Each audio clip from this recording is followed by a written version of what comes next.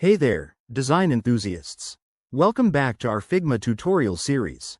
Today, in video 104, we're tackling how to fill a vector in Figma 2025. If you're working on UI designs, logos, or illustrations, knowing how to fill vectors is a game changer for creating vibrant, professional visuals. Figma has evolved a lot by 2025, with even more intuitive tools to make your workflow smoother. Let's dive right in. First things first, make sure you have Figma up and running. If you're new, it's free to sign up and start experimenting. Begin by opening a new or existing file. Now, select the vector you want to fill, whether it's a shape you drew with the pen tool or one you imported. Step 1.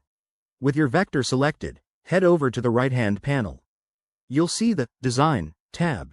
Click on that to access fill options. In 2025, Figma's interface is even more streamlined, with AI suggestions for color palettes based on your project's theme. Step 2. Look for the Fill section. Here, you can pick a solid color by clicking the color picker.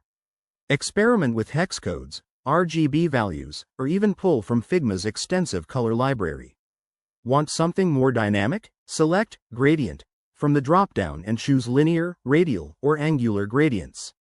Adjust the stops to fine-tune the colors and direction. Step 3. For advanced users, explore the new 2025 features like variable fills.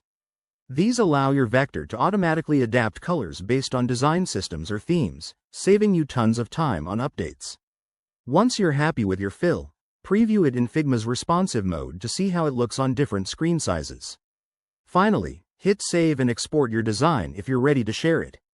There you have it. A quick and easy way to fill vectors in Figma for 2025. This skill will level up your designs in no time.